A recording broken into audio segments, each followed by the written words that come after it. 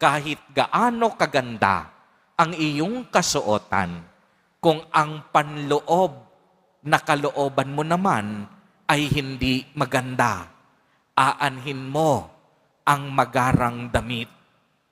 Si Jesus Nazareno, hindi tinitignan ang ating kasuotan.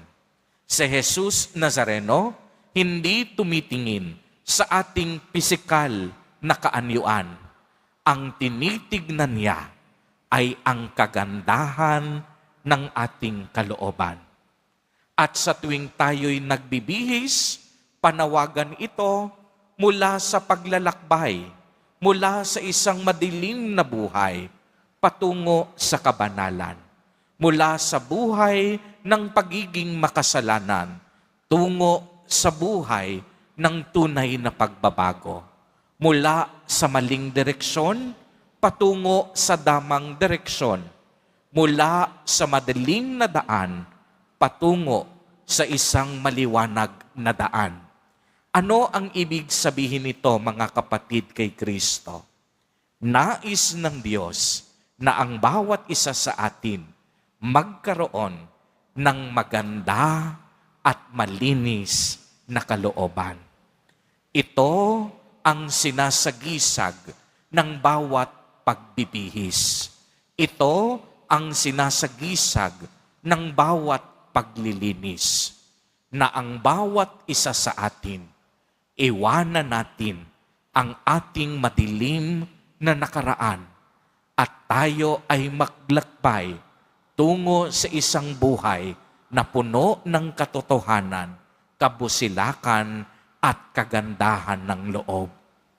Mga kapatid kay Kristo, sa mga sandaling ito, inaalala din natin ang mga kapatid nating walang mga damit, walang mga tirahan, mga naabuso, mga kapatid natin naging biktima ng manipulasyon at korupsyon.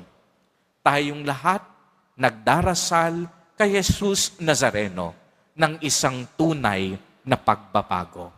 Pagbabagong magdadala sa atin sa buhay na walang hanggan.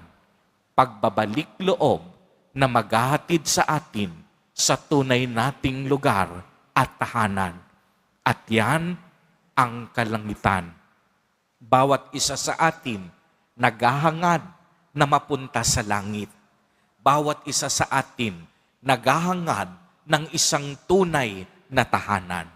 At kung nais nating makamit ang kaligtasan at buhay na walang hanggan, magbihis din tayo, magdamit tayo ng tamang pag-uugali, magbihis tayo ng mabuting asal, at higit sa lahat, magdamit tayo ng pag-ibig at kapatawaran.